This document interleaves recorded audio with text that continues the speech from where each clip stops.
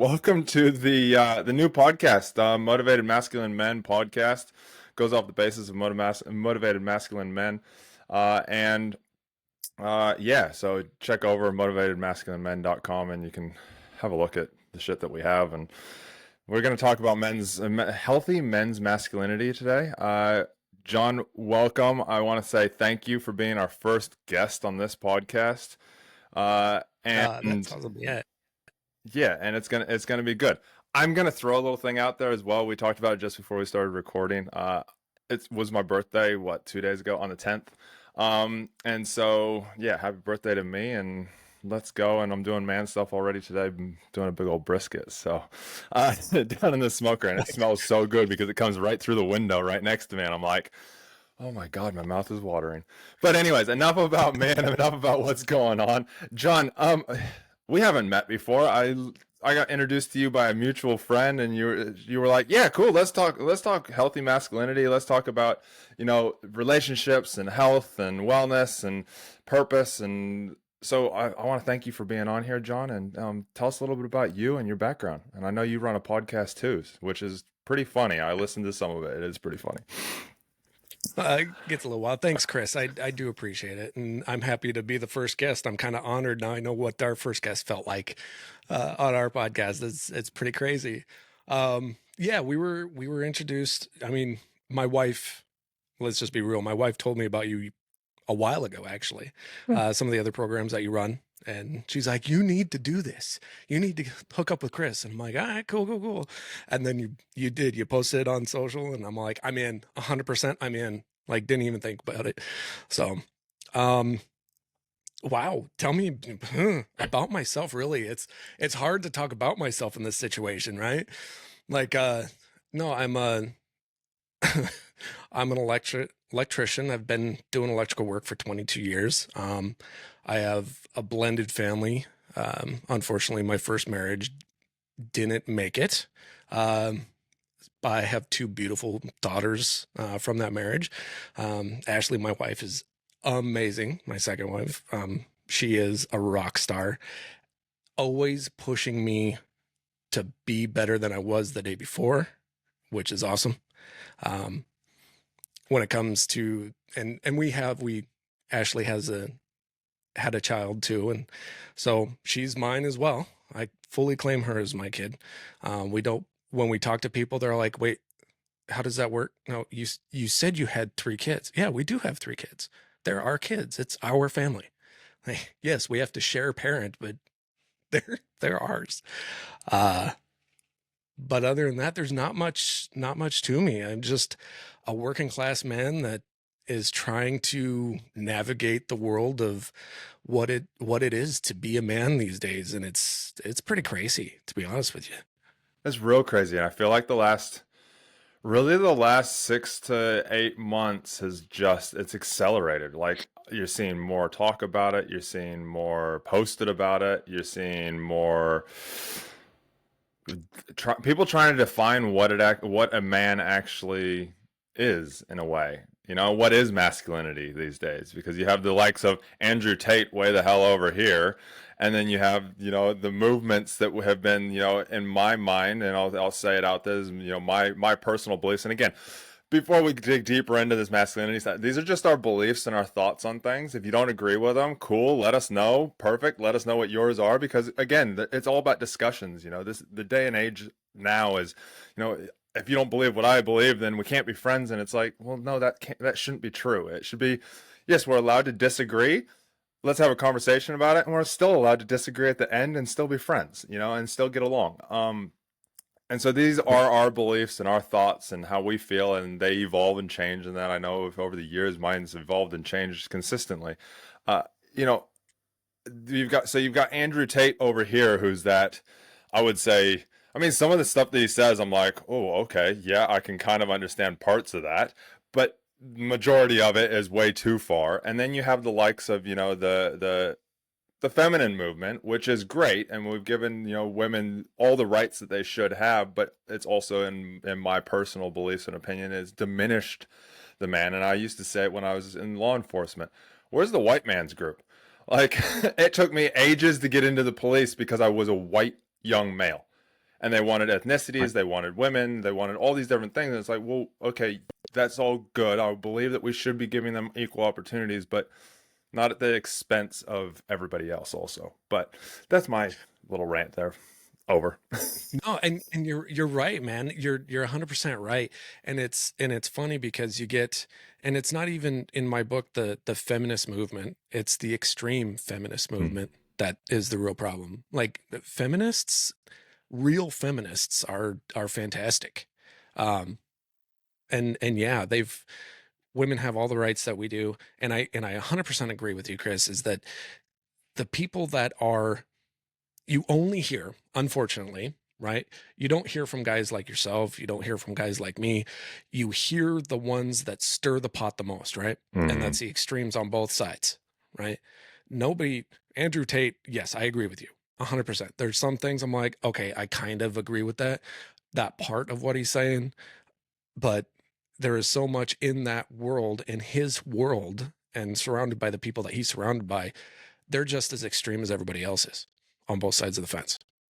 And so when it comes down to the real men, the guys that we're just trying to find out what our place is and what it actually means to us, and the toxic masculinity talk, it's so frustrating um, for me, because I hate that word, to be honest with you. I absolutely hate the word. There's no such thing as toxic masculinity. There's toxic people, right?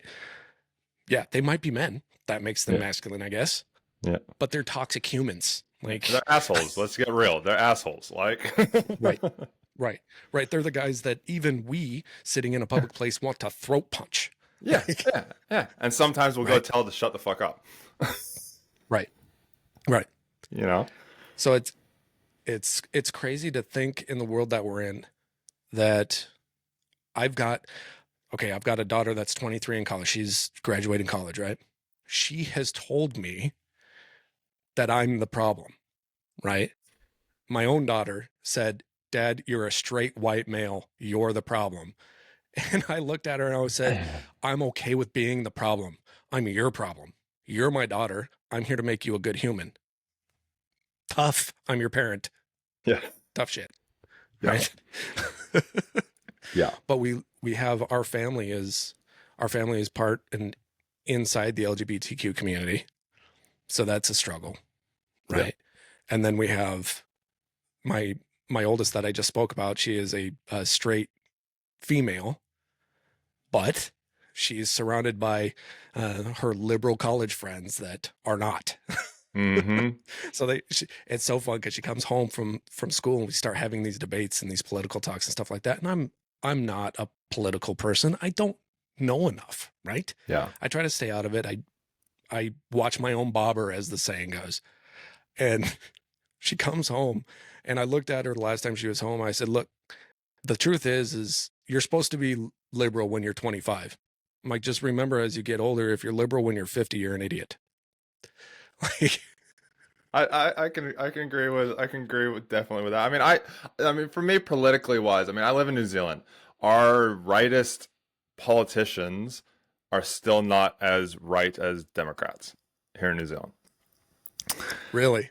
Yeah. So, you know, you have that. Grew up, you know, I was born and raised until I was 13 in the United States, in Northern California, where it is lifted trucks. It is, you know, drinking and shooting and, you know, it's redneck as anything. Redneck Redding, you know, we refer to it as. But then I left and, you know, sailed halfway around the world on a yacht and then ended up here in New Zealand. So majority of my life has been here in New Zealand where, you know, the politics of this side. So I've pushed myself more that kind of I'm right in the US, but I'm in that real middle kind of ground on it. And again, I Gotcha. don't know enough about it. All I get fed is what the media says, and you know, I'm to be honest, I'm too lazy to go actually like hunt and Google and do all that stuff because I've got other things that are better in my time. But in saying that, Yeah. it's funny. I was listening to a podcast the other day. I don't know. Have you ever listened to Diary of a CEO? No, I have not. Definitely highly recommend it. So, Steve got two guests on, a female who does a lot of stuff around women's relationships and women's stuff and all that. So very knowledgeable. I think she's got a PhD in relationship, like behavioral science, and now she coaches high level relationship stuff. And then another guy who talks a lot about men's masculinity and stuff as well. He has background in I think it's like investing and stuff as well. But they were discussing exactly what we are.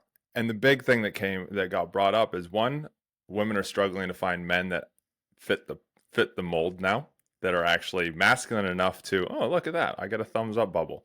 Um, There you go. that are masculine enough to actually, for women to actually want to have a relationship with, because there's been this massive push, this movement. And so you have a relationship issues there. And then also the other side of it as well is that you have men not wanting to be men as such. They're just sitting in their rooms, they're sitting in their houses. But on your point of, the LGBT, the liberal side is young. I mean, universities are naturally liberal anyways. They're going to push the liberal side because it's let's push, education, which is great. Let's push, equality. Let's push everybody in. But then they also made a point on the side of, I heard in a different podcast, with this whole movement of, again, and I'm not trying to say that white men need to be better than anybody else. It's just, they have been, and there's a lot of talk at the moment around them getting pushed to the side because of everything else, which needed to happen to a point. And now we're at a tipping point of, cool, what do we do? Because there's so many young males that are not really doing a whole lot. And they talked about how in universities, the white male, it makes up such a small portion of it anymore, that then you're going to end up having a whole generation of young, well, not even just white males, but just young males that don't have that education either. Right. Wow, that's really interesting because I can completely see it. Everything is revolved around this DEI, and I even see it in the construction field. It happens, right? Yeah. I've seen guys get laid off just because they needed to fill a quota and bring a gal on. I don't agree with that as much. I understand it. I don't agree with it because I think that the equality and stuff like that needs to change in the fact of, it doesn't matter your gender. It doesn't matter your race. I think we need to get back to it. It matters on your experience, your knowledge, your skill set, and what you can actually provide. And it's become too easy for everybody to just be like, oh no, we just need numbers. Like, we're just going to do this. And the white males and the young males are told to, you just sit down, shut up. We don't need your input. Which is And what then we're seeing, when we because do, they're all sitting in their family, in their parents' rooms still, playing video games. yep, yep. And I'm not Because saying we're told to do that. everybody. I'm not saying everybody. I just want to reiterate that for listeners out there. It's not everybody. But if you are one of those males, we hear you. Right. And we're getting suffocated, right? Like we're told, and that's why they are still sitting in their parents' bedroom, because now they're told that, hey, you know what? You don't need to be here. We don't need you here. And when we want you here, we're going to let you know. Mm-hmm. And so we're just like, okay. That leads me into something that I have. My background is law enforcement, burned out, PTSD, felt like I had nothing, lost my drive, lost my purpose. Didn't. I mean, I was raised a very feminine man. My mom, I did a Tony Robbins event once, and my mom was there, my wife was there, and Tony was talking about the difference between masculinity and femininity. And he's talking about, the feminine side and the attributes of a feminine person, and then the attributes of a masculine person. And my mom comes running over, like, because we're separated. They separate you at the end of day one. And this is a 6-day conference. She comes running over and finds me, and she goes, "Chris, I'm so sorry." I'm like, "What are you talking about?" And she's like, "I'm so sorry I raised you, like, I pushed so much feminine, like, so much of the feminine traits onto you." And I was like, and so it got me thinking. I was like, am I more masculine? Am I more feminine? And then at the end of that day, I went to my wife and I was like, am I more feminine or more masculine? I can't really tell. And just the fact that I had to ask myself that question shows where I was sitting at. And this was just post leaving law enforcement, PTSD, depression, anxiety, you name it. I kind of was part of it, almost got a divorce. Luckily, my wife is very strong, was very much in the masculine at that stage because of career and just that drive. Uh, and yeah, but I am very much more masculine. Both my mom and they're like, no, you're masculine. But because of that, I have a lot of feminine traits, and I have that. But it does help. It does skew with that purpose side of things. And so when you have, I'd love to hear your thoughts, John, on with this whole with this whole really not knowing what that identity of a man is these days, which we'll talk about here in a minute as well, and I'll get your thoughts on it. Not really knowing what is a man, what is masculinity as such. What is healthy, if we want to put a term on it. What is healthy masculinity? But Wow, that is a great question. And that is a deep question, Chris. Holy crap. Because it goes back to, you see these posts that, that they're running around and they're interviewing, women. They're like, what is a woman? Great. That's fantastic. They can't answer this question. What is it to be a man and be a masculine man, right? Yeah. But I think I have been thinking about this really quite a bit here recently. And I was raised a single mom. I was the youngest of 5. I have 3 older sisters and an older brother. My brother has learning disabilities. He's behind on the scale, right? So I was to be the man of the house, right? But my mom, bless her heart, I love her to death. She raised me very specifically. This is what you do. This is how you treat a woman. This is how because she had failed relationships, failed marriages. So she was driving that point home, be like, no, you don't be a dick. This is how you do this, right? yeah, And at 12, I was mowing the lawn. I was cooking dinner. I was, fixing things in the house when I could figure out how to fix them as a 12-year-old, changing light bulbs and stuff like that. I was doing all those things. And I've come to realize when we talk about what it is to be a masculine man, I think it really dials into a person's moral compass, right? I think it's directly tied with a person's moral compass. Because if you have the moral compass of you protect, you provide, you're somewhat stable. Because is there really a true stable anymore? Not really. In my book, everybody's got a little crazy, right? if you don't have crazy, you're lying to yourself. We're all a little nuts in our own ways. Exactly, right. So I think it really ties in, like I said, it ties into, what does your moral compass say, right? Does your moral compass speak to you when, there's a lady at the door, when there's an older gentleman at the door, when there's a younger kid at the door? Do you hold those doors for them? Do you prop that door open, or are you just letting it fall behind you and, slamming them in the face? Well, I think all those little things that we try to ingrain into young men, I think have stopped being ingrained. It's, no, you take care of it. It's become very self-servant, right? Take care of yourself. You need to look out for number one. Nobody's going to look out for number one. And I think that's been preached a little bit too much. But for me, when it comes to masculinity, I didn't really know what that looked like, even all the way through my first marriage. And my first marriage, I had 14 years in, right? I was very subdued. I was very quiet. Towards the tail end of it, I saw myself shift, and I was starting to kind of put my foot down on certain things a little bit more, being like, nah, this ain't right. Like, no, like, we're not doing this. And that caused even more problems because it was a shift of behavior.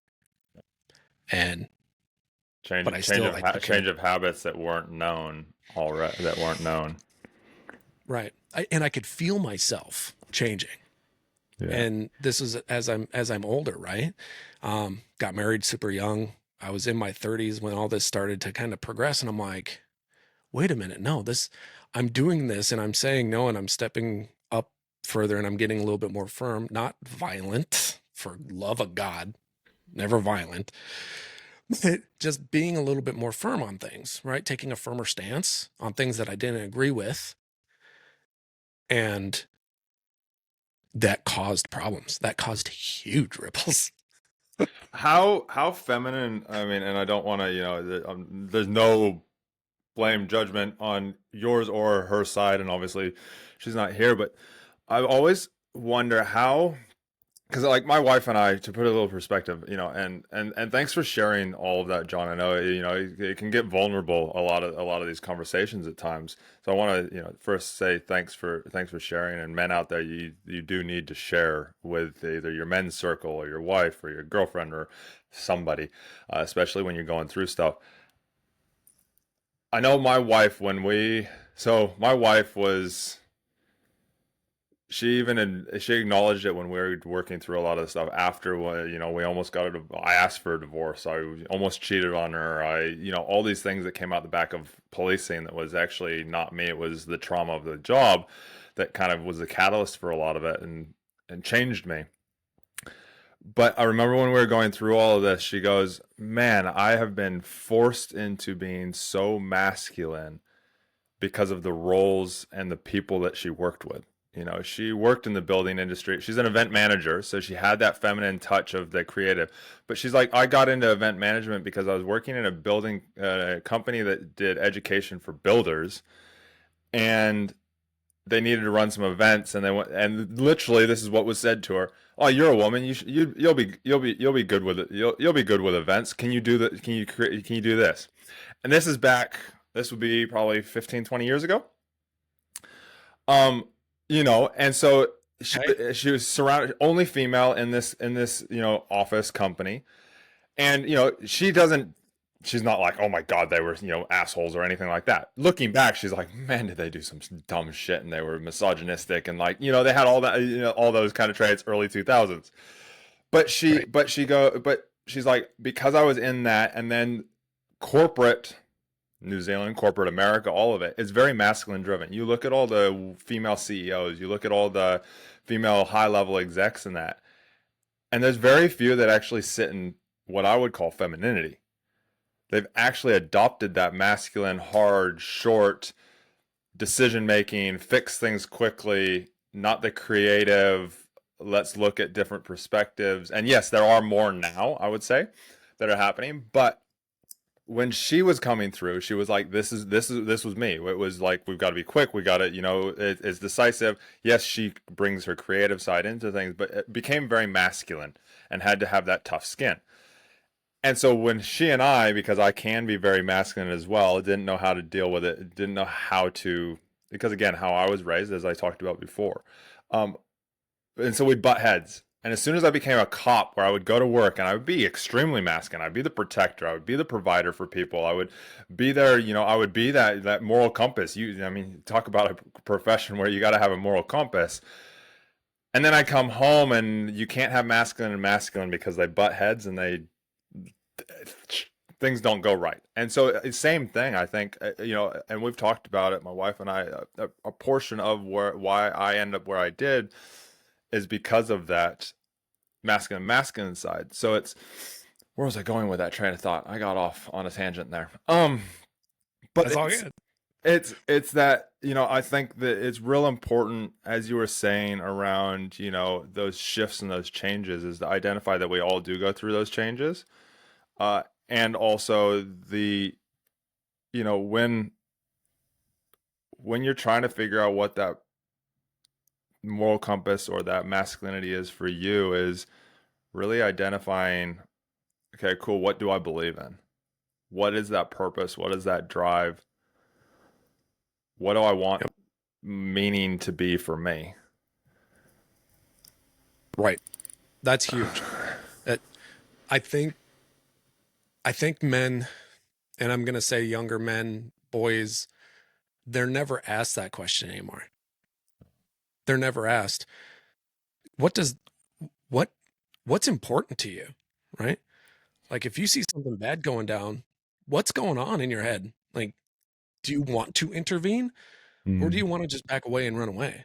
Because everybody's fight or flight response is different, right? Mhm. And I think the higher masculinity you have, especially as a young man coming into the world and trying to figure out your way, is when you start thinking about those situations, does it make you want to just curl in a ball and run? And if it does, you might want to look at that a little bit if you're wanting to be a masculine man in the world. And we don't ask that question enough anymore. Mm. Even And as even in older males as well. There's so many high achieving males that I know of that I've spoken with or been approached by as well that like have everything. They have the career, they have a relationship that's not going so great. I remember me. I had the dream career that I wanted. I wanted to be a cop. I wanted to be making a difference. I wanted to be all these different things, but was completely and utterly lost because I hadn't asked that question myself even. What exactly is, what kind of man do I want to actually be? And even to this day, I still ask myself because there's aspects of me that I'm like, I do not want that, but I'm trying to break that pattern. amen, brother. Oh my God. Yes. you Yes. know, I just turned 38 this week, and I'm like, there is so many things. My wife and I had I'll call it a discussion because we don't really argue, but we have discussions the other day, and she brought things, and she's like, this still hasn't changed. And I'm like, it hasn't, has it?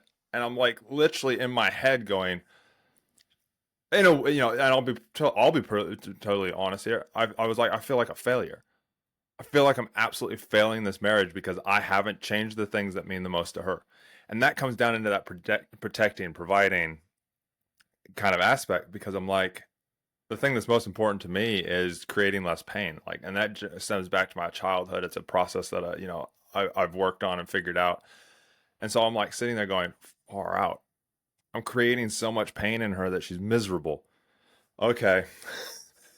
I and I'm sitting here in this, and leading into this, me us sitting down and talking. I'm like, wow, like, do I even have the skills to even talk about this masculinity stuff if if I've got this stuff going on? And it comes down into like what we've been talking about. We've got to ask ourselves these questions and continuously evolve. I'd love to hear around like, the difference between your first marriage and now your second one. Like, what are the key things, like, as a man, as a masculine guy, that you can identify as you've shifted, changed, work on yourself? Obviously, relationships, two parties, so there's two sides of everything. But what is it that you have identified, that you can identify, that you've shifted and changed in yourself in the second relationship? Um, a lot, a lot, because the first failure, right? The first divorce, Let's and change it from failure for all those guys out there, because I know I said I feel like a failure. It's a growth right, aspect. The first growth right. experience The first growth experience in this subject on this subject on matter, this right? subject matter. There's Yeah, lots yeah, yeah. everywhere, but on this, so my first marriage, I was young. I was very, very scared to cause waves. We didn't argue. That led to, we never talked about anything. We never discussed anything. Perfect example. And this is going to blow your mind. It's going to blow everybody's mind on here. And this kind of gets me, yeah, bear with me here. We had our first child. We waited a few years because we wanted a little space between kids, but we knew we wanted two kids. We got pregnant again. And at this time, we were kind of like we were the young kids that were trying to get our feet underneath us. We were staying with our parents. We were living in their basement, buying groceries, paying rent, stuff like that. She ended up having a miscarriage. She went to the hospital with her mom. I stayed at home. We never talked about it. Ever. Ever. Our child died and we never talked about it. What the hell? I didn't have that realization, and I'm not kidding. So that would have been 20 years ago that happened.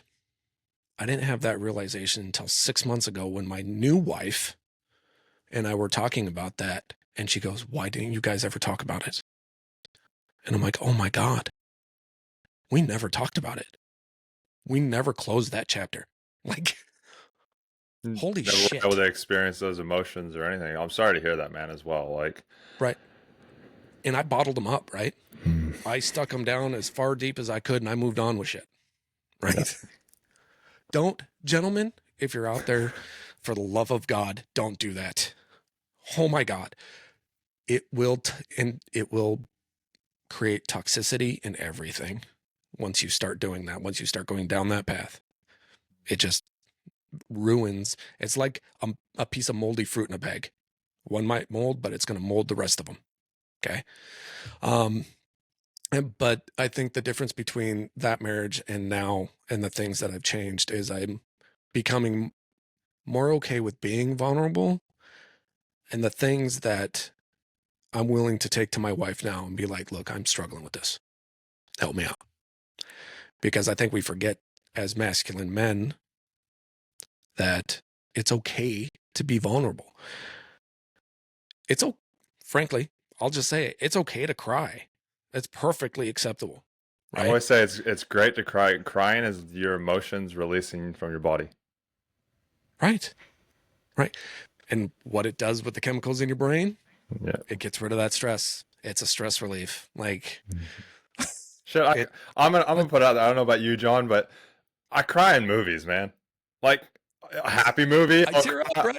I'll get tears. A sad movie, I'll get tears. I'm like, and like at the same time, like when it happens because of this whole cultural thing, I still feel bad about it. But then I catch myself really quickly and go, no, this is good shit. Like I'm actually feeling shit because I went through years of not feeling shit. And I'm like, this Right. is good stuff. So, man, it is good to cry. If you're that guy in the cinema at the movies and you're sitting there bawling your eyes out, it's good because it means that you actually feel stuff. And as men, we need to be able to feel stuff because then in those moments where we need to actually be able to kind of step stuff to the side, we need to protect, we need to get shit done. It allows us to be able to do that with a clearer mind as well. Right. Perfectly said. Absolutely, it does. It absolutely does. And when it comes to my wife now, Ashley, she's an absolute sweetheart. The biggest thing for me, honestly, is her being okay with me being vulnerable. One, Mm. because she was the first woman in my life that looked at me. She's like, "You're extremely masculine, but it's a different type of masculine." She's like, "Because I'm 6 foot, 220 pounds. I'm just a big construction worker, right?" And Ashley is a very small woman. Yeah, she's amazing. She, She's great. She's great. right, We've I met her at an event a couple years ago. She's awesome. right. And she looked at me. She's like, "I love how you're as masculine as you are, but you're not overly raging testosterone masculine." Yeah. And just her saying that made me feel so much better because it's just like, "Oh, I'm allowed to be this way." That's giving me permission to be a masculine man in today's culture, right? Mm. And What? it's uh, No, carry on. Sorry, I'll ask that in a second. no. I was done. I was getting ready on a side part. Go right ahead, my man. I think that's amazing. The difference, the key difference that I heard there, and obviously we all will interpret different, but the key difference is that she's strong. Maturity. I mean, we'll put it down to maturity as well. Both of those things. So any of you younger guys, don't put too much pressure on yourself. But listen to this. Take what you can out of it. Take the things that you're like, hey, I'll work on that. Set it to the side. Work on it, just step by step, one step at a time. But and one of the other keys that I heard in there was you started to actually step into yourself and actually go, cool, this is me, and I'm going to step forward instead of trying to bend over and mold. And yes, at times we've got to, there's I hate the word balance, but we've got to give sacrifices of certain things. Now, if it's toxic, if it is, there's that toxic word. If it's, detrimental and it is hurting you, that's a different question. And if it's hurting somebody else, that's a definite no. But it's really getting into knowing who you are. And I'm a huge advocate for that. I don't know about you, John, but really helping others. And I think listening to a little bit of your podcast as well, it's about like just helping people to, be okay with themselves. And as long as they're growing, it's a great thing. I wanted to ask, what was it that helped you to, how do I phrase this? As a man, as Ashley said, you're a different type of masculine man. It sounds like, and this is my hallucination on it, sounds like you're confident in yourself. You're confident in your abilities. You want to help others. And you're good with who you are. You're good with just kind of, yeah, sweet, this is who I am. Am I hitting Yeah. that on the head there? Uh, Did I? yes, am I good with who I am? Absolutely. Do I always feel like I can grow and change? And something that I'm working on now is some personal growth. Absolutely. I don't think the project of growing is ever done. No. I don't If we're think the not project of dying. Exactly. You're in the dirt. And I'm very thankful to be waking up on this side of the dirt every morning, right? Yeah. Give it another try. Yeah. Um, and yeah, it's the confidence level has came over time. I grew up not being confident at all. I was, I was, I was the kid that got picked on. Like I was the kid that was getting shoved in the locker. I was a beanpole, dude. I was a string bean. When I graduated high school, I think I weighed $135. Like, and I was 17, but I could run. Damn it, I could run. I know that But feeling. I'm 6'6" and I was probably what was I, 150? 6'6" at 18. yeah, yeah. Now imagine being 5'7" Yeah. and 5'8". Yeah. At, I at least had the height. I at least had the height to me. It was, yeah. right, right. They're looking up. Hey, grab that, would you? Yeah. Yeah. Yeah. Yeah. uh, but no, I was massively bullied. My family didn't have money, so that was another chink in the social armor. Um, so I was the one that was bullied, and I was the one that was picked on. So I had zero confidence. I was told by teachers and guidance counselors that I wasn't going to ever amount to anything. That it I grew up. I mean, I graduated high school in '99, right? Like it was a different time. Teachers were different teachers then. Um, I remember, and I love it now. Yeah, I'm in the trades. I work construction.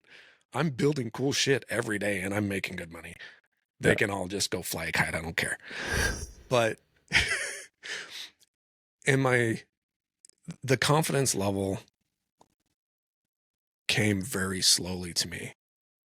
And my wife can even attest to this. There was a lot of times where I would ask permission to do something. And she's like, "Would you please stop asking?" I I'm like, okay. on that, John, because I do the same thing. Yep. Do you think there's any correlation between and my dad, so little backstory, so you kind of have an idea. My dad, both my parents are chiropractors, very well off. Obviously, we sailed halfway around the world for 5 years on a sailboat. Mom made a lot of money in property and stock market, but she made most of the majority of her base money. She was a chiropractor, owned her own business for 20 years. My dad ended up becoming a chiropractor he went off to chiropractic school when I was about 3 or 4, in San Francisco. So about 4.5 hour drive, from Reading down south. Uh, that's where my abandonment side of things come in. And but in turn, I was raised by my grandmother. My dad's mom moved up. She was a very hard woman, but very loving and caring. Love her dearly. She passed away last year.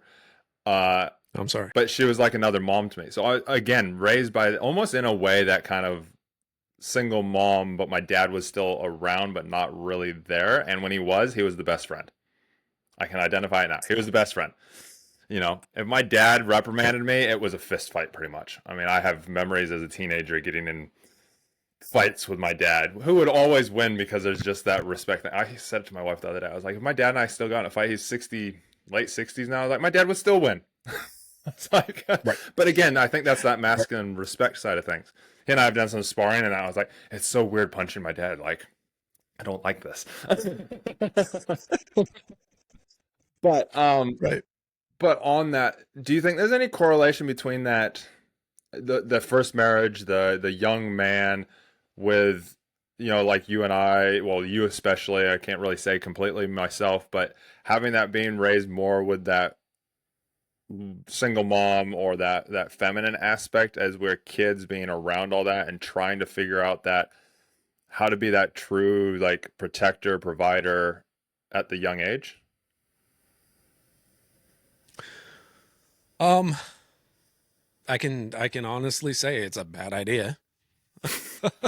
Not having that male figure to look at and to bounce off of. Like I really leaned into um my wife's dad at the time. Like him and I, we were pretty tight. We were hanging out a lot. I blame my construction job and my profession on him because he was an electrician. Um, that's why I say he lied to me. He tricked me into being an electrician. Um, and unfortunately, it all kind of went really south, and it bitterness and how things were handled. Um, unfortunately, I'm not connected to those people anymore. But I think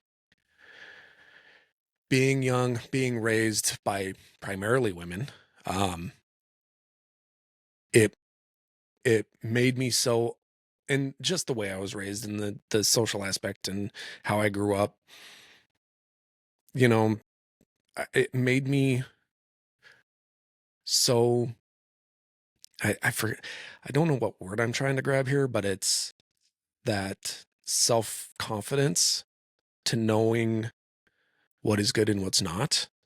Um, we tend to, when we don't have that knowledge and that,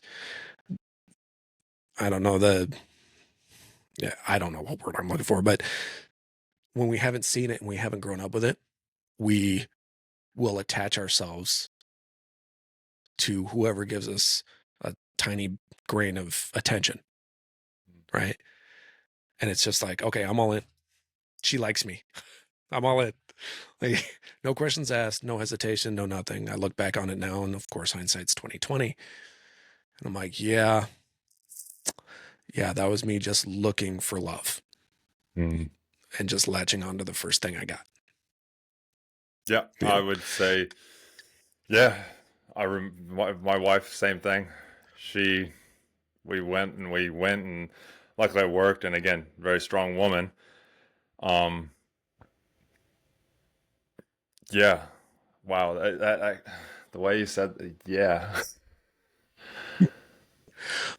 but it's hard to realize that too, right? Like you uh, don't think of it in the moment, no, right? And young men out there, no. you don't think of it in the moment. You are just happy that somebody is loving you for who you are, even though you don't know who you are yet, right?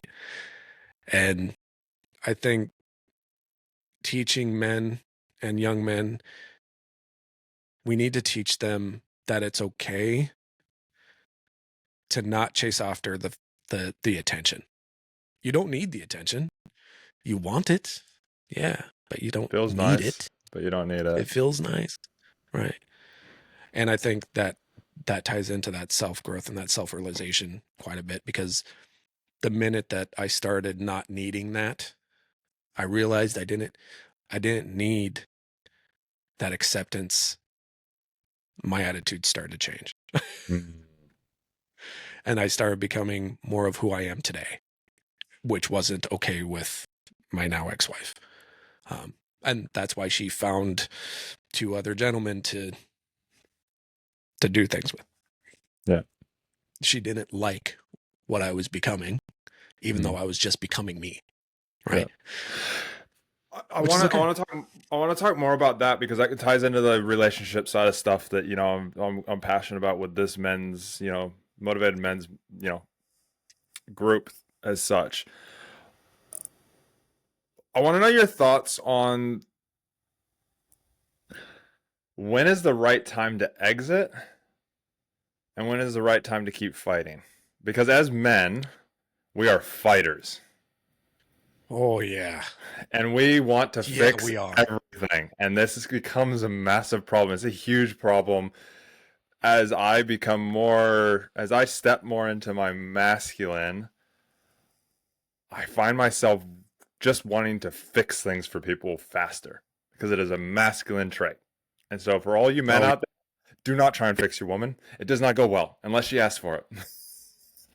yeah, And, no, and so, no. I find myself going straight to the solution. I'm like, oh yeah, just do this. Just do that. I remember seeing a video. It would have been, I think it was around the starts of COVID. So it would have been right around 2020. Somebody sent it to me. And it's called, you can YouTube it. It's called It's Not About the Nail. And it's this guy, I don't know if you've seen it. Yeah, it's this guy sitting on this couch and this woman's got this nail in her forehead. And she's sitting there going, I've got such a headache. Oh my God, my head hurts so much. And it's so painful. And goes on and on and on about all this different stuff that relates to the nail. And he's sitting there like, it's pull the nail out of your head. And she goes, no, it's not about blah, blah. And she goes off on a tangent about how it's not the nail, blah, blah. And really, all she wanted was to be, given a big hug. And I screwed this up the other day with my wife. I sat down, had to let her talk about everything, and was just trying to be more of that kind of just listening side and not fixing it. But I went too far the other way, and I guess didn't even give her a hug afterwards and stuff. Like right before we went to bed, and just she kind of rolled over, and went to sleep, and I thought I did, but I didn't. And so you can swing both. You can swing too far both ways. But I want to know your thoughts on that in a relationship because sometimes relationships just aren't meant to have. They're not meant to keep going on. You grow apart, you grow different directions. One person doesn't want to work on things the same way the other person does, and it just won't work. And I don't think there's any actual answer. You have to, John, what are your thoughts on it? Because my thought is there's not any given actual answer. There's just kind of our perspectives on it. And you've got to look at your own relationship and just look at some of the advice that's out there and apply it as be. But John, what are your thoughts on when is it right to exit left and not keep fighting? And I don't mean like Uh, physically fighting with her, but like fighting no, for the relationship. right. No, absolutely. We tend to go down that route because as men, like you said, we are fighters. We are logical creatures, right? We will fix everything hands down. You need us something taken care of, we got it, Yeah, right? just tell No us. questions asked, right? And Write me even a if you list. don't tell us, we're still going to do it. Yeah, I tell my wife, write me a list. I will fix the list. I will make sure everything on the list is done. Just write me a list. Yep. But we also have to realize there, Chris, is that our relationships aren't based on bullet points, No, right? they're not. They're not based on lists, right? And one, I wish I would have known this sooner. If I hear another man sit there and go, well, we just stayed together for the kids, you're an idiot. I don't I have want to kids, but throat oh punch you. my freaking God. I'm like, Yep. my parents stayed together for my brother and I, and they should have got a divorce 10 years earlier. Yep. It's toxic. It is horrible. Don't And put your kids through that. it's Jesus. a horrible teaching experience for your kids as well because they'll repeat the pattern. Yeah. Yeah. They look for relationships that they see, right? And that's just Oh, the honest to God truth. It's just like, amount no, don't do the, that. the Well, amount of times as a come cop, here. I'm just like, you realize that your relationship right now is creating the relationship for your kids, and I didn't even know a quarter of what I know now. Right. Right. And the amount of toxic people you had to have seen that you just, Oh, oh, being in that role, I wish I'd just be a civilian just walking with you just so I could be the one punching them. Just, there you're an are idiot. so many You people. deserve to You be just hit. you go back to the same place over and over and over again, and you're like, and me again. My purpose, wanting to create less pain for people. I'm sitting there like I'd have extra long conversations. My partners would get so mad at me because I'd spend extra, and my sergeant, because I'd spend extra time at people's houses just trying to talk to these guys that were listening, around like, dude, just go for a walk. Don't go punch the bus station down the road, but just go for a walk and walk away. Let yourself calm down, gather your thoughts, center yourself, and then come back and have a conversation. You don't need to throw shit around the house and break stuff or punch your Right. missus. Even Yeah, worse. exactly. Exactly. Right. I think it's important for guys to understand of where their lines are. And when it comes to knowing when to exit, it's a hard one, right? Mm. Because it's so involved, because you have this other person that you would like to love and cherish and rope the moon for, and you would fall on a grenade for this woman. Most of us men, even if our wives or our girlfriends or anything are treating us like garbage, we will be the ones to be, no, you don't mess with her, right? You leave them alone. We will protect them at all costs, right? And you need to understand as a man that when there are things happening and you both are unhappy and I wish I would have seen all of this stuff in my first marriage before it went down, right? Before anything ever happened. But when you're really at a loss of, okay, I asked for this to change. We had multiple conversations. The other person's actions aren't following through with their words. It's time to go. If the actions, because actions speak louder than words, right? All day, every day. If you can't back up with what you're saying, it's done. There is a lack of respect. There's a lack of love. And there's just a lack of general caring. Because if somebody's willing to do something for you and change and make a change, and understand this too, like for the guys out there, like you can't change somebody. Don't try to mold anybody into what you think they should be. If they're not going to be that, they're not going to be that. You got to decide whether you're okay with that or you're not. And that's both sides of the fence. And that's not just for the men. If there's women I mean, listening to this, all it's for these you things too. apply to both sides. They apply to the female or the partner in the relationship. Right. It's yeah. Right. I mean, I remember people asking my wife and I, "How did you guys make it through all this stuff?" Me almost like when I say, it's funny. Years have passed, and I say that I almost cheated. It's not like why do I use that as a thing? There's men out there that have actually cheated, and their relationship still keeps going, or or it didn't. And I say I almost did, and I think as a man we can understand this, and I think that's where the feminine side of me comes out. I start to put my head into what a woman thinks, not what a man would think. But I literally was at the steps. I was sitting on a couch at a friend's house. My wife was away overseas, offshore, running an event, and I was sitting on the couch next to a mutual friend of a friend. My friend and her partner had gone to bed. I was sitting there watching TV with this woman, and I found myself processing and planning on how I actually could sleep with her and how I could make a move on her in that moment that would then lead to sleeping with her. Yeah. In my book, you cheated on your wife. Yeah, I mean, if you're willing to go that far, you've already done it, yeah. right? Luckily, I caught myself before I made that move. I got up, I walked out, and I left. Yep. And I went home. Yep. As soon as my wife got home, I told her what happened, and I want a divorce. I'm done. Like I'm out. Right. Right. Because you shouldn't have those thoughts to begin with, right? Mm. But that's also our lizard brain Mm-hmm. going, because I mean, let's break it down biologically, right? What are we meant to, what are we put on the earth to do, right? Procreate. To procreate, right? Us men tend to be very direct with it, right? It's a whole nother thing for females. Logical brain. Logical brain, right? We're not emotional making those decisions. There's no emotion tied to any of those decisions No. ever. No. Right. And And in it's the moment, sorry, John, to interrupt. In that moment, I'll preface it on the fact that I felt nothing because of the trauma of policing. So for me in that moment, looking back on it, Oh, I wow. was seeking just to feel something, the excitement. I rode a motorcycle at the time, and I think from listening to the podcast you ride, and from talking to Right. Ashley, and you guys were gonna come on one of my motorcycle trips that ended up not happening, and different circumstances happening and stuff like that. Yeah, I had neck surgery.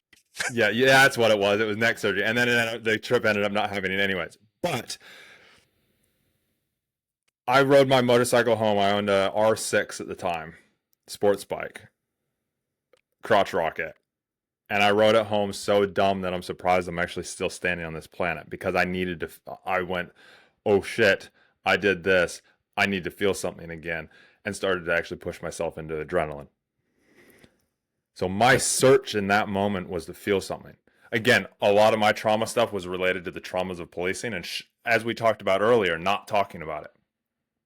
I had an incident where Right. my female partner got assaulted. I chased the guy, caught him.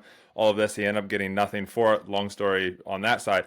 But I went home that morning, cried on the back steps for about a minute, told my wife that that had happened, didn't go into details because I didn't want to hurt her, and then never talked about it again until after I was out of the police.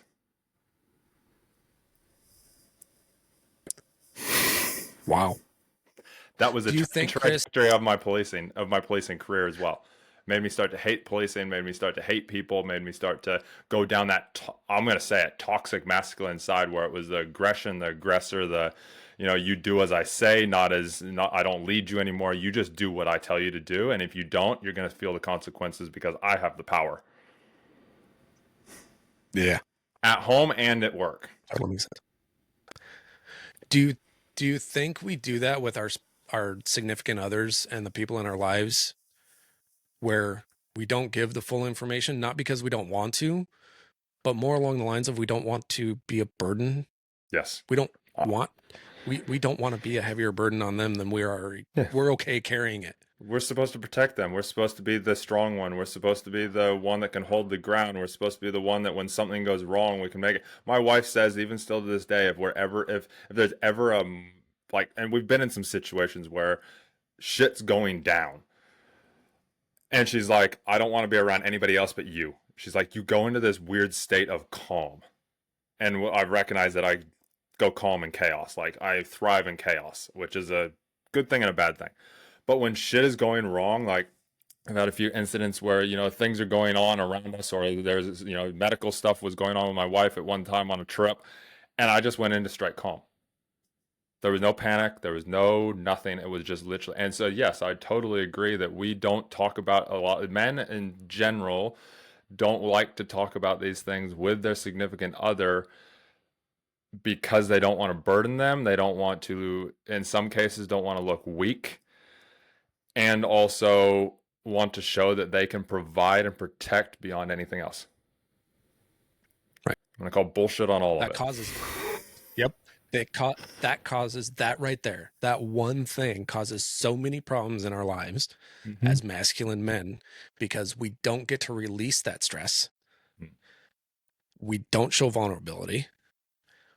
We don't let somebody else carry the load that we need them to carry so that we can get ourselves back on track and to have a reset meter. Like we just don't, So right? here's my question for you on that, John. Obviously, we need to, I'll preface this with, we need to talk to our partners and tell them what's going on. And this is one thing that my wife and I talk about a lot. There's a 50-50, there's a major split between law enforcement on should they, and I don't want this to be about law enforcement, but I can use this as a perspective, and I'd love to hear your perspective when it comes to like even electricians and tradesmen and that is I don't want to bring cops. 50% of them will say, nope, I don't talk to my significant other about what happens at work because I don't want them to live through it. I don't want them to worry. And then the other half go, no, I want them to know what's going on. I'm not going to go into fine details of gruesomes and all that, but they need to know what's going on so that they know when I'm a little bit snappy, it's probably because I had a shit day at work. And this is why. These are the things that I encountered, dealt with, and what's going on with me. And I believe that the latter, I believe that we should be talking about what we're going through. Not, we don't need to go into fine detail, but I also believe that there's other things that we need that isn't just our significant other, so they don't become the bouncing board, or in some cases the punching bag. And most feminine women can't hand they shouldn't have to and don't need to handle being the punching bag, whereas us men, we can be the punching bag to each other and get over it 30 seconds later. I So completely agree with that statement. what would you say on that? But then also, what would you say, or what do you have or know that you need to improve on when it comes to being able to release some of this crap? I'm going to call it. Right. To bring that back, with the construction industry is we work inherently dangerous jobs, not nearly as dangerous as police officers and first responders. God bless you guys. Holy shit. But we have inherent risks, heavy machinery, power tools, things falling, buildings collapsing, possibilities, stuff like that. When things go south at work, I do this with my wife. I let her know that something happened at work.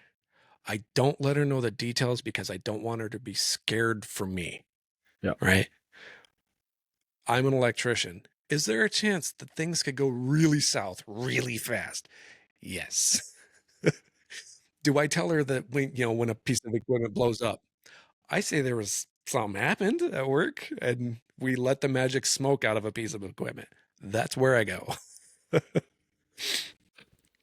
And then she knows and then she's sitting there telling me, don't hurt yourself. We need you. Yeah. It happens. It's construction, Yeah. right? And you're right. Yeah. Your significant other doesn't need to be your punching bag. They just don't need it. Yeah. Physically and Yeah. emotionally. I talk more emotional Right. side because a true man is never going to a true man will never lay a hand on a woman. Right. Unless it's in a fun, Unless enjoyable way. But let's digress. Yeah. Then for gold, whatever she wants. Exactly. Yes, ma'am. But that's the thing. Yeah. Like we don't need our spouses to do that. And you're 100% right, Chris. It is better that I call my buddy and if shit's really bad, if it's really, really, really bad, I'm so stressed that anything that comes out of anybody's mouth is going to make me short with words and sharp cutting. I will call somebody else. I will not bring that home. Right. Because you can, I mean, tell me if I'm wrong, but by releasing it there where you can be short, because if we're short with our wives and that, they're not designed to be able to handle that. Us men, we kind of go, oh, he's short. We know it's not about us, and so we kind of we move through it. Sometimes we hold on to it a little bit, and we'll be like, John, was that about me or was that your own shit? But then we also use different sarcasm and stuff as well. I know law enforcement. I mean, you probably see some of those meme and banter type pages in that. They're designed that way, and they say the stuff that they do because that is the way to release that masculine side of that stuff, so that the dark humor as such. Yeah. Yep. And we can say things like you said. We can say things to each other that our wives and spouses are not going to say to us. Or be able to take very well. Right. Right. And because when things go really south, we tend to get we cuss a lot. I cuss a lot normally in life. I talk like a sailor. I'm in construction. My kids know probably. Yeah. Like my kids have heard a lot. Yeah. But we tend to, our volume increases. We get very stern. We get very, very mean, like just blowing up. It can come off as angry. Yes. And we're not directing it at anybody. No. But when we do it to our spouses, they think that we're directing it to them. Yeah. And they don't need it. They've got enough shit on their plate. Yeah. They don't need us to bring that to them. And in return, Now, is it men, sorry, real quick, John, in return, men, also they need to have their people as well that they can go talk it for hours with and do all that stuff, because when they come to us, John, tell me if I'm wrong here, but when they come to us, all we hear is problems and we want to be the solution and fix the thing.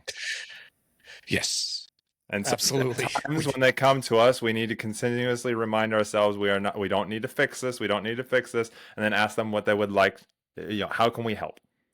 How can we Right. assist? Yep.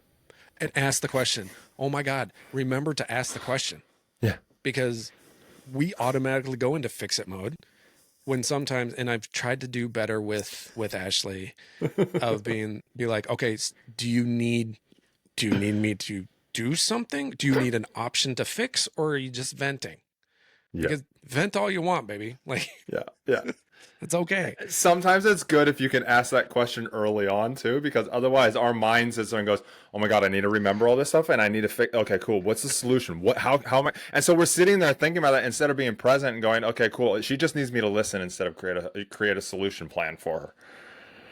Yep. Yep. And it's the small things in the relationship as a masculine man that you can do.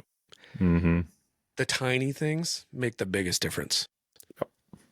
You know, making That sure text that, message after you go to work. Hey, morning, hun. Love you.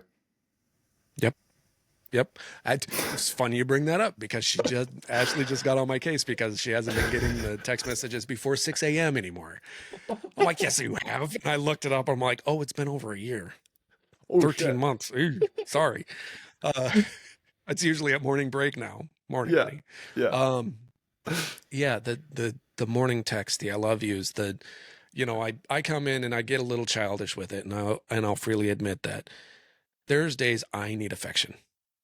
I Mm. come into the door, she's busy, she's a rock star, she's running her own business, she's doing her own thing, but she's busy, and I'll wait very patiently, and then when she comes out of the office, we'll talk. Hey, how are you doing? But I always look at her and be like, priorities, get over here, I want to kiss. Yeah. And I call them the My wife's priorities, been hug real and a good kiss. recently. I mentioned this to her that, it makes me feel really good when I come home, she comes straight to me and gives me a big hug. And so she Yep. has been really good at that. I'm gonna take some ownership right now with you, John, here and audience and everybody. I have slacked off a little bit because of, and it's not an excuse, but I'm gonna give an excuse on why I haven't to date. But it means that I can actually then acknowledge it and change it. Is with working full time in a hotel in the sales team, then also working on my own this group and this podcast and everything like that, my mind is slipping. And I've noticed it. I forgot to mention to her the other day, yesterday, around something important. I forgot to tell her, good luck and all this for it. And then I got home and she mentioned that she had done this thing, and I was like, and asked her about it and that, and then walked downstairs. I was like, holy crap, I didn't even message her about this, and went back upstairs and said, I'm so sorry for not messaging you. It's not an excuse, but my brain is freaking, I'm not remembering stuff very well at the moment. I need to work on it. No, and it's great, Chris, that you actually took the time to apologize to her about it, Hmm. because you know that actually meant something to her. It was important that you did. And masculine men, we tend to get too wrapped up in our world, too wrapped up in priorities, what we think are priorities, Yep. right? What we think is important, what we think that they want, and we forget about the little things. And then we don't acknowledge it, and then we don't apologize. And then And it it just festers and skews. festers and festers. Yep. And then you get a wife that's, throwing an ashtray at your head, Yeah. proverbially, Yeah. Yeah. But it's crazy to think that we are in an age with all of the tools, all of the resources More at our information than ever in the fingertips. world. In the history of time, more And information at our fingertips. yep, and we forget things like that, right? It's really easy to do it. Yeah. One thing we haven't talked about, which I'd love to talk about, it's a passion of mine because of, again, law enforcement, having to be I used to think of it as having to be in the gym and having to train all the time, but actually more being healthy. And when I say health, I mean our physical health. What are your thoughts when it comes to the importance to a man around being healthy and how that helps their masculinity, their confidence, their relationship, their, all areas of their life? Well, I think there's different levels of healthy, right? Mm-hmm. Especially with physical health. Right. I am, according to the doctors, physically healthy. I don't have high blood pressure. I don't have high cholesterol. It's a little high. It's getting there. I'm 43. It happens. I like cheeseburgers, right? American cheeseburgers are so good. You can't get Right. anything better. Right. Or brisket, right? Oh, Uh, I, I, as a construction worker, I eat like a campground raccoon, right? We are eating, a lot of the times we're eating fast food. We're eating, peanut butter and jelly sandwiches. So taking the time, and I chalk it up, and this is my excuse. This is the story I'm telling myself. Okay. Yep. I'm physically active 8 to 10 hours a day. I am on the move. I don't stop except for breaks, right? We do sit down and have lunch and break time, but I'm constantly doing something. I'm lifting, I'm pushing, I'm climbing, I'm, stuff like that. I'm physically active. Overly active compared to the majority of the planet. Right. But not active enough from what other doctors have been telling me. So I think when it comes to the physical health of a man, and particularly men that are, I'm going to say, above the age of 25. Yeah. We'll start there. Okay. It is important to take the time to be physically active in some aspect, right? Because one, it helps release really good chemicals in your brain, right? You can release aggression, right? You can control rage and temper, because it doesn't matter what man you're talking to. If you're talking to a man, he's a dangerous man, right? There are thoughts that we have in our head that are dark, really, really dark.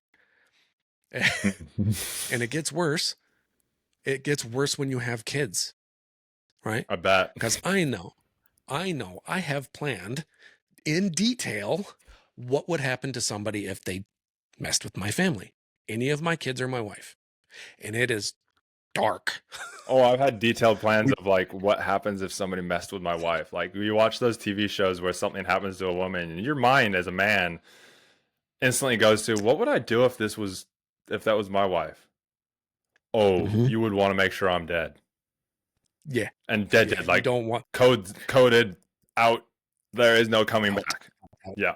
Yeah. You don't want me recovering.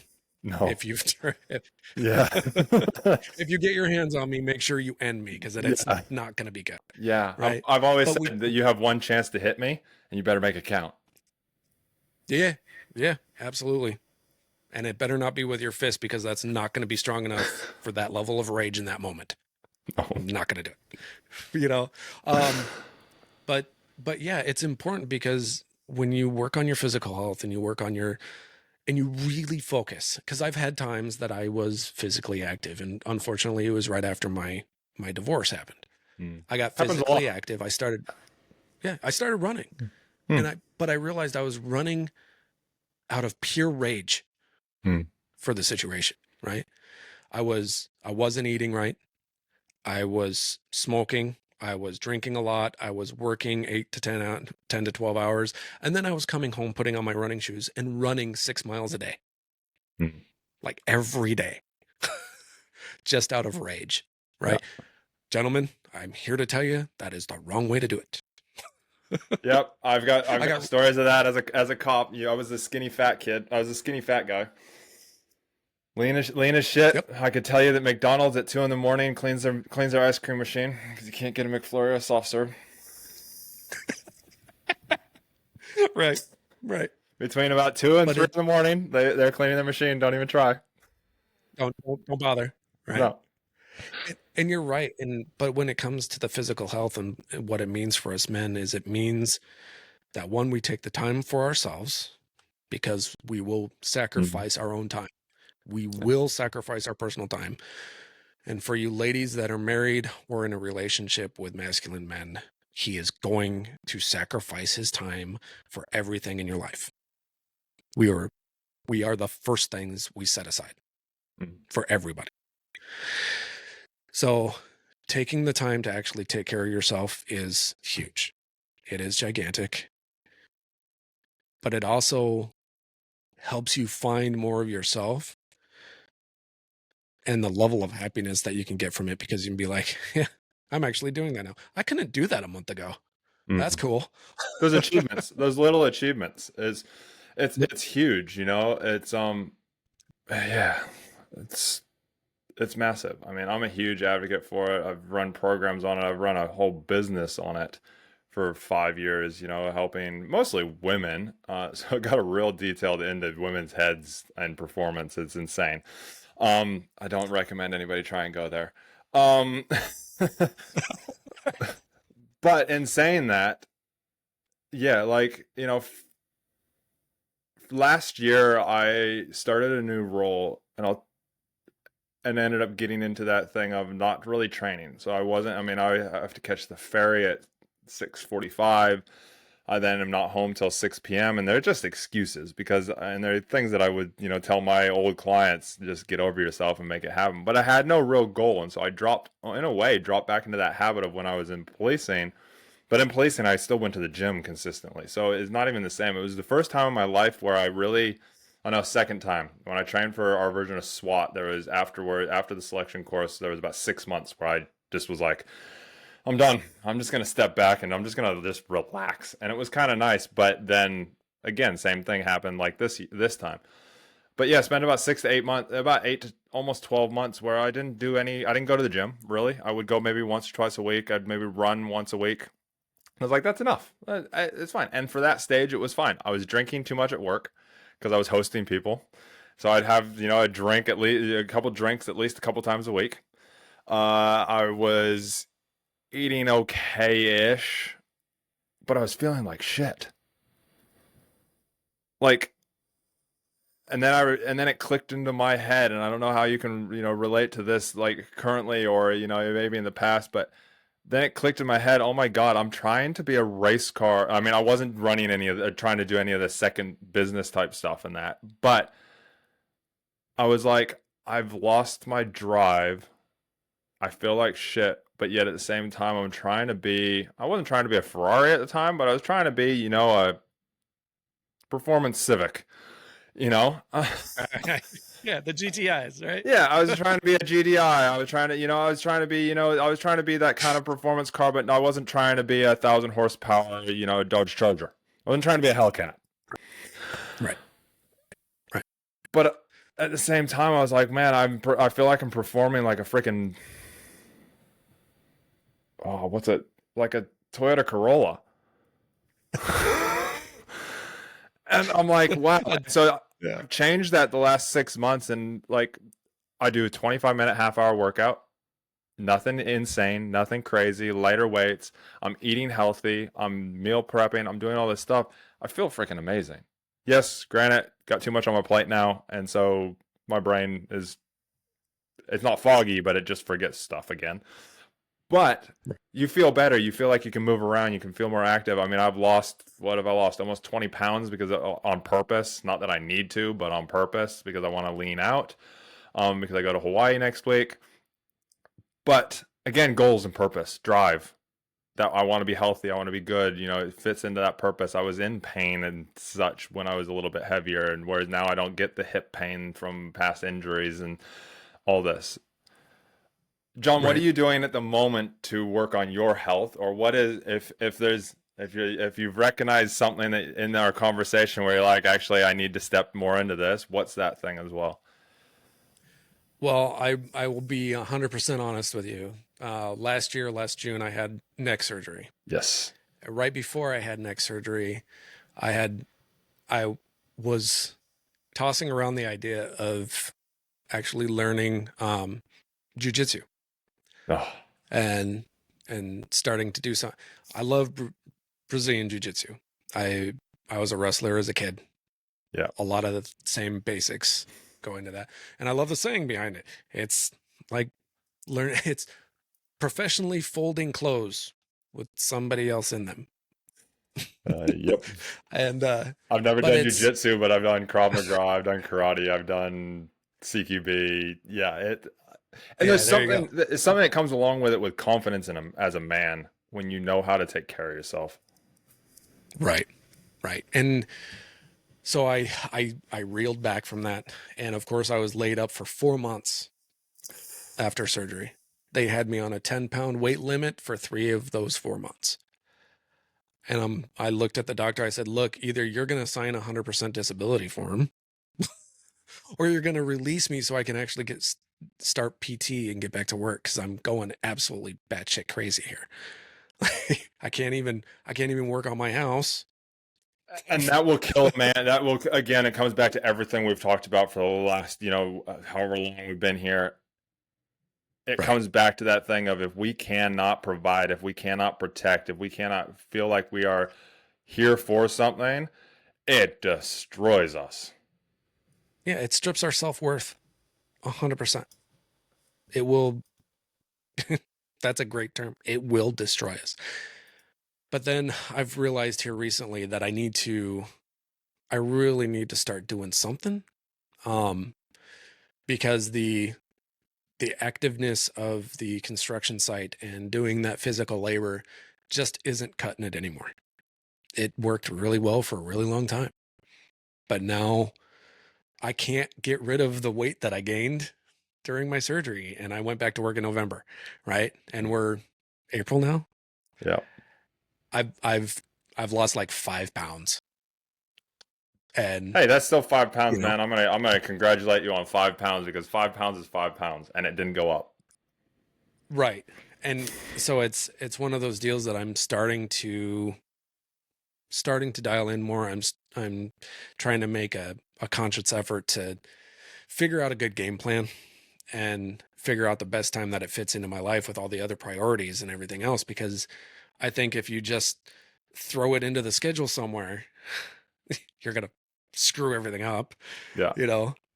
Because I have family time still. I have kids. I have, working on this basement, stuff like that. I have a podcast that I'm doing, takes time. So it's the biggest struggle I have is to pick a time where I could fit everything in when I'm not exhausted. I think it'll benefit the audience. Can I ask you a few questions on it and maybe give a little bit of Ab- insights? Are you open to that? Absolutely. Absolutely. Okay, You cool. hear what I've been talking about? If I'm not open to it, I shouldn't have been here. Yeah, true. I mean, and so this is beneficial. I know, John, it'll be beneficial for you, me, just asking some of these questions, maybe giving again having that fitness background, having that health and wellness kind of background. Uh, it'll help whoever's listening at the moment as well. Uh, First, I'm going to preface, and we've talked a little bit about this already. There is no such thing as balance. There's sacrifice. Any person out there that tells you, I'm going to help you create a balanced life, run for the hills because you cannot create a balanced Absolutely. life. You have to sacrifice something else. And we only have 24 hours in the day. We only have 60 minutes in an hour. Right. And so where we spend time in that. So is we've got to sacrifice something else to do it. For a lot of people, it's their phone. You can if you go Ugh. screen time on your iPhone or on your Android, I'm sure it's in there somewhere as well. It will tell you Yep. how many hours a day you're spending on your phone. That right there can be turned into the gym work. But the most important thing is and I'll ask you this, John, how is your eating? Dinners are usually pretty good. Mm-hmm. Pretty squared off. Actually, the wife has got me to eat more vegetables. Not enough, Mm-hmm. but more. More than zero. Mm-hmm. Lunches are still garbage. Because I'm going for easy, quick, put together meals, throw in Mm-hmm. the lunchbox that I can down What kind of without things? a microwave or reheating. I eat a lot of cold sandwiches, Yeah. either fresh deli meat or peanut butter and jelly. Mm-hmm. Um, and the typical, and I know they're horrible for you, but the typical, it's the, the small little bag of chips. I usually have a banana or a couple of oranges in there. Um, I take protein muscle milkshake. Mm-hmm. Um, and when I prep at night, I'll actually put together overnight oats with some protein powder, blueberries, some fruit. Cool. Sweet. Is there But anything in those breakfast and lunch? Because obviously Ashley's doing a lot of the dinner stuff. Um, is there anything in those breakfast meals that you're like, oh my God, I just cannot live without this?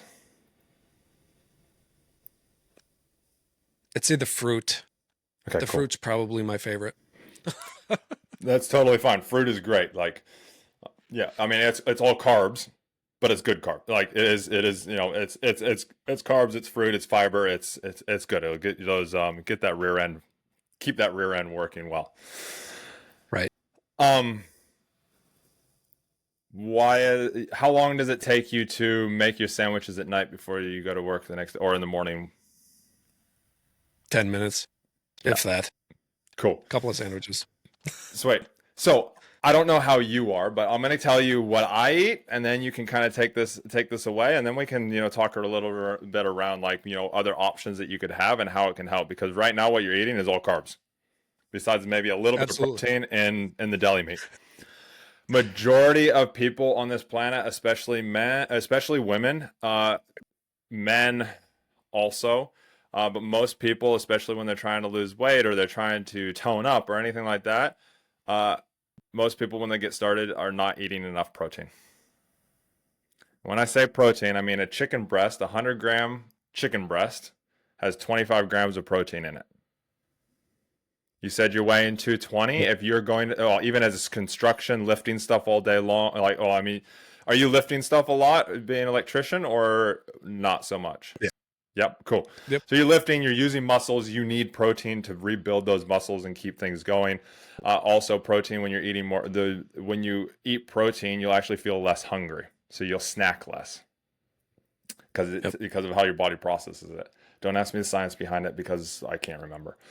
But I just know it works. But in saying that, being 220 pounds, you should start with eating at least 160 grams of protein a day. Again, that 100-gram chicken breast has 25 grams of protein in it. Right. So when I say that, how much protein do you think you're eating a day? Not nearly enough. Yeah. A quarter of that. Yeah. So my first Well, thing, if you want to lose weight, my first thing is focus just on getting the protein in. And then add in the right. carbs when you're a little bit hungry. Or add a little bit of We carbs to each meal. eat, yeah, we usually have some sort of meat, either chicken or beef with Yeah. dinner kind of every night, no matter what. Yeah. So that's where I'm getting most of my protein in the day is dinner. And then the protein oats in the morning. You'll get probably about 25 to 30 grams of Yeah. protein depending on how much protein powder you're putting in with them. Right. So I'd say you're probably getting about 100-ish, maybe 120 if a push because everything has a little bit of protein and stuff in it. So my Right. my first thing that I'd say start on is look at what you're eating, add more protein into your lunch. Really good. So this is what I eat every day. I'm a creature of habit. I don't know how you are, but I know a lot of guys can be creatures of habit and eat like me Monday to Friday. I love good food. Do not get me wrong. I absolutely love going out for a good meal. A cheeseburger, as you said, absolutely amazing. But I'm very conscious on the Right. fats and stuff like that. But during the week, I will eat rice with a protein with frozen out of a bag vegetables. Right. That is my lunch. My breakfast is a couple of eggs. Maybe I'll have an English muffin with it. There you go. And Chris, yeah, I don't mean to be rude. Can we put a pin in this for a second? yeah, I'll pause it. That would be awesome. We'll come back Cool. right to it. Okay.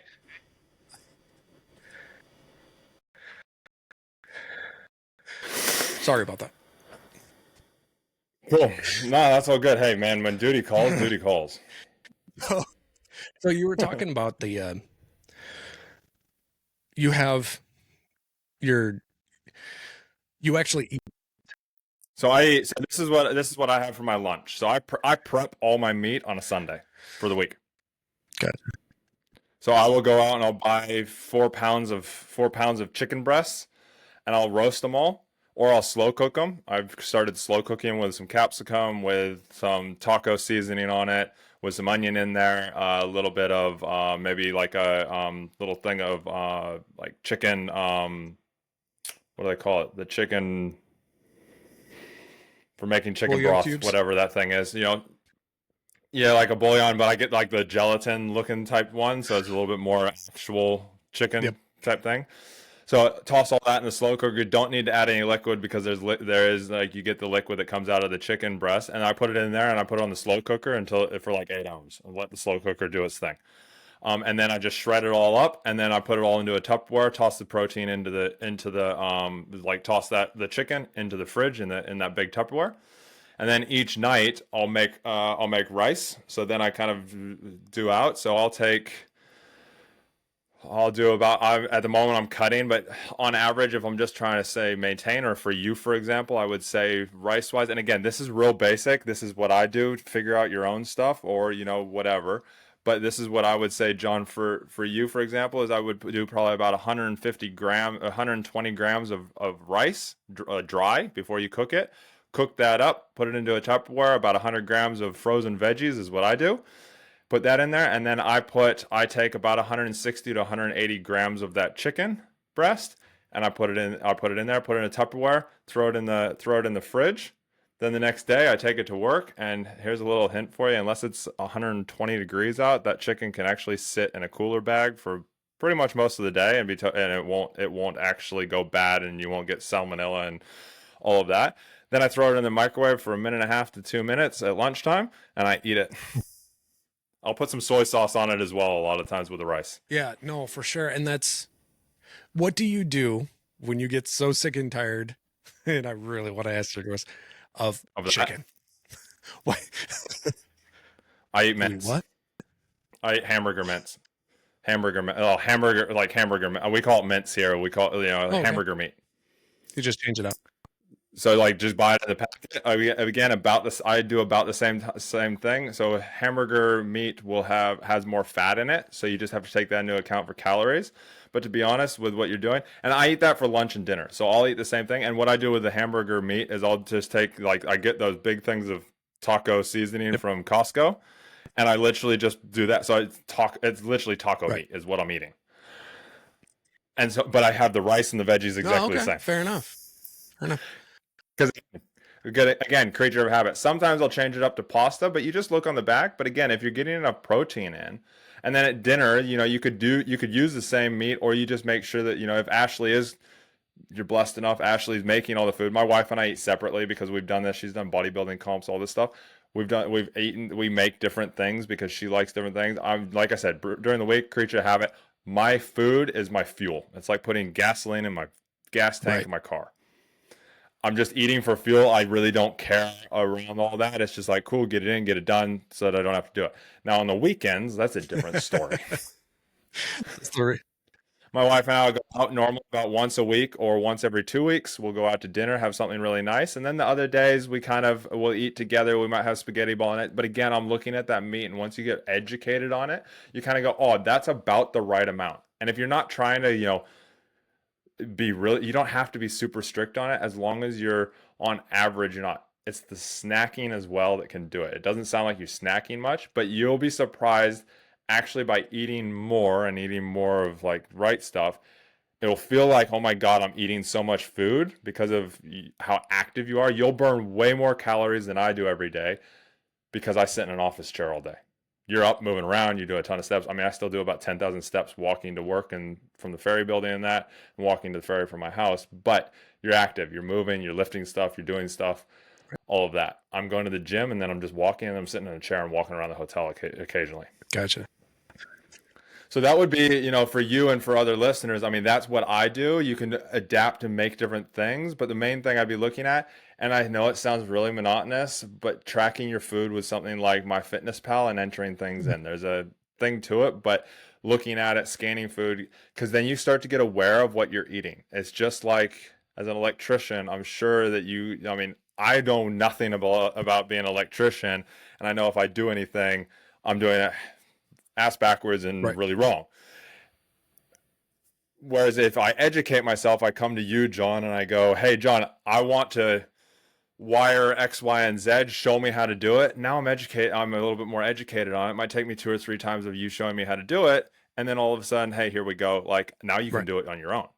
That's how my wife and I are now because we've educated ourselves so much on it and learned on it and listened to podcasts on it and followed people and bought courses and Right. different things on it. Well, and that's the thing that I think that a lot of guys have a problem with is that kind of determination to stay in it, right? We tend Mm. to kind of we get bored really easy. So it's all like, But yet we can but yet we can do like monotonous things so easily as well at the right, same time. right. And it's like we the determination between I think that's where a lot of guys stumble. And because I can say that because that's where I know I stumble, is being determined enough to the fact of Mhm. sticking with something long term because I know it makes a huge difference. I've done it. Ashley, um, we started eating the same food, and then all of a sudden I'm like, dude, if I gotta eat chicken one more night, I'm gonna scream. Like I'm out. I'm gonna go get a cheeseburger. I eat mostly chicken because of cost. I eat chicken mostly because of cost.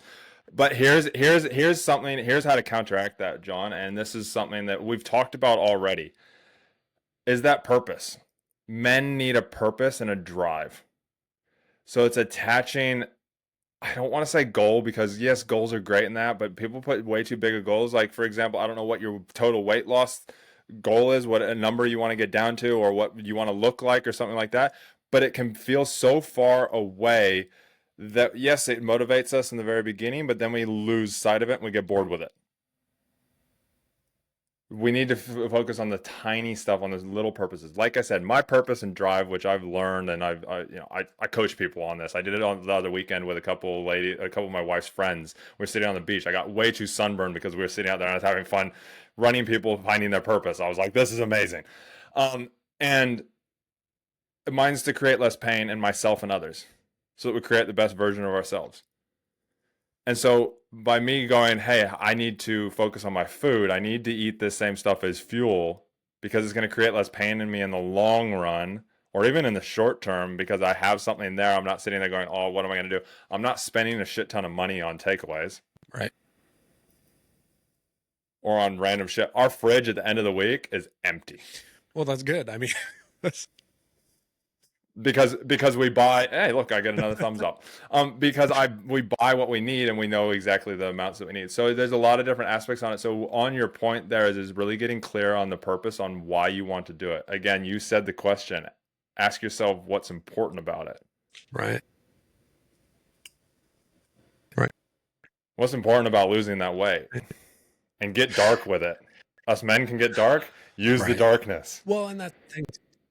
and run from the Right. darkness with it. Right. And that's the deal. Like that's the constant thought in my head. And I think with a lot of guys, maybe not. Maybe I'm just weird one off, right? Like, okay, like, what? Why? Am I trying to impress somebody? No. Oh, that's right. I actually want to stick around for the kids for a while. You know? Yeah. And that's a great reason, and that's a great reason why I challenge you and everybody else because I've heard the kids one a lot, and it's a great starter. But then you can get bored. You can be like, oh, but this is like, oh, but the kids actually, I need to put more time into them. So I'm going to put again, the Right. man thing. I'm going to put myself to the side. I'm going to stop eating healthy because I need to spend a little bit more time, or I'm not going to go to the gym and lift those weights for 20 minutes, half hour because I need to spend time with the kids. Well, wait a second. Actually, if I go spend that half hour and I don't spend it with the kids and I just go spend a half hour with them, I'll be able to spend more half hours with them in the long run. Yep. because I'm spending a half hour on myself and actually doing this. And also, it puts a good image into their head on what you should actually do for yourself also. So in turn, then they're going to be around longer. And let's not forget, if that's where we're going, and on that point that you just made with the, taking the half hour, take your kid with you. Take him to Yeah. the gym. Even better if they're of age, Right. take them with you. Yeah. Show them how to do it. In the beginning, yes, you're going to have to spend time teaching them, educating, but it's going to bring you guys closer together, the two of you to closer together. Even if it's your daughter, it's going to bring you closer together. Yes, she doesn't need to do the same things as you, but she can do things to, the same things to a point. We're all going to do the same compound lifts. We're all going to do, similar things. But it's that then you're getting that time together. You're hitting two birds with one stone. You're, also educating them. Then that way they create better habits so that they're not like you when they get to your age. All those different things. Right. and we're providing, we're protecting, and we're serving. All in one, man. All in one. Our needs. All in one. All in one. Awesome, John. Well, let's kind of we'll start to wrap up. I want to ask this final question, which I'm starting a thing here, so you're going to be the first one. We're going to start this. All right. If you could hand every man on the planet a single insight that would unlock his potential to lead, love, and live with purpose, what would you tell him? Oh, God. Oh, that is such a great question, Chris. Oh, my. Don't be me. Jesus. Don't. No, let's rephrase. Let's rephrase that. Learn from me. Learn from what I have done, right, so you are a better man. Right. But if I was actually if I was going to sit every man down out there in one piece of advice, I would hope to get them young, right? I want young men, right? And I would love to sit down and tell them, look, don't get hung up on what you think people want you to be. Don't think about what your friends think you should be. Don't get hung up on what the world tells you should be. Find what you should be for yourself. Take the time and be good with the time. You've got lots of time. Take it, and just that. Don't follow what the world tells you should be. Just break the mold a little bit. I love it. I love it. Thank you, John. Thanks for being here. Thanks for spending the time. It's been awesome. It's when you get that talking, just time flies, and it's been great. I look forward to one day us doing the motorcycle mastermind together with you and Ashley. I know Ashley's coming on. We're recording an episode tomorrow. So that's gonna be fun. It's gonna be fun. Again, different perspective. I want to appreciate you being here, spending the time, taking the time out of your day, and keep living you, man. Keep being the man that you are, and growing and educating the masses, and keep that podcast going. Tell us about that podcast actually, real quick, because it is funny. You and what's the co-host's name? Jason, yeah, far out. I listened to about half an episode of one of the things while I was walking to work yesterday, and I was like, "Oh my god!" Like, I'm sitting here, people must think I'm crazy. I'm sitting there laughing. It was one of those news ones, the latest news one that you guys did. I was like, that's something new that we decided to do. That's like volume 3 that we just released this week. But yeah, no, it was my buddy's idea. It was Jason's idea. He came to me while we were riding our motorcycles. Him and I just bolted for 5 days and went for a 5-day ride, right? Taking the time, the guy time, getting the dude time in, right? Which we need. But yeah, it's the I Shower After Work podcast, and we're both in the trades. We shower after work every day, right? And it's us bringing things to light from the field guy's point of view.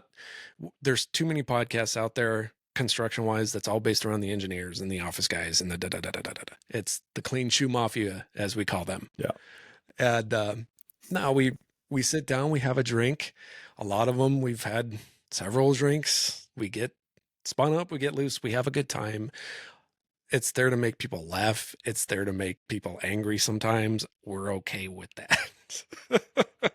It's Hey, some of the stuff we talked about today, people aren't going to agree right. with, and It's that's okay. explicit. There's explicit language. A lot of it. Don't listen to it around your kids. Yeah, there is. It's very tame compared to the little bit of Yeah, swearing that we had right. today. But yeah, no, it's a good time. If you don't mind, I tell everybody head over to the Yeah, it's go. uh Yeah, go. you can find us on most of the most popular podcast platforms: Spotify, Apple, iHeart. It's the I Shower After Work podcast. And I'm sorry, yes, it kind of sounds like an adult film podcast. It's not. It's not. um the website is isawpodcast.com. We have a phone number, 507-607-ISAW. If reach out, text, let us know. Other than that, yeah, it's pretty standard. We're doing guests. We're making this year all about the guests, right? And then Hmm. it's fun. It's something to do. Jason and I get to hang out and be guys. Just It's another man. It's another place to be right, men, right. which is what what you guys need. This is why. Off the back of that, first off, I'll put the link to your guys' podcast in the Oh, description thanks. down below, wherever you're listening and watching this. It'll be there, so people can go have a look. I always like to support others, or the guests that are on here, or even people that I believe in what they're doing. Without getting anything in return. It's just more of like want to support what other people are doing, because you can never have have enough of those good places to go to when you need different things. But on the back of that, you created that because of wanting needing a place, having you guys having a conversation, and that place. I've done all the different things that I've done because of that. This podcast is because I want to hear men's different perspectives on masculinity and how they portray healthy masculinity and for relationships and their health and their purpose. And then also the group that I'm creating, same thing. I want a group of men that are around that are all wanting to grow and wanting to do better, because for years I haven't had that. I've been kind of that lone-ish wolf, and I don't want to be that lone wolf anymore. I want to keep growing and evolving, and I have some good things to lead in on that, and I have the platform and the ability to create the program and the group around it. So Yeah. again, thank you, John. Thanks for what you're doing. Thanks for the podcast. Thanks for all your insights today. Yeah, everybody out there, make sure that you share this around for anybody who might need to hear it, might want to hear it. And then, make sure you like and subscribe so that we can grow this platform a little bit further and get more outreach. Thanks again. Talk soon. Cool.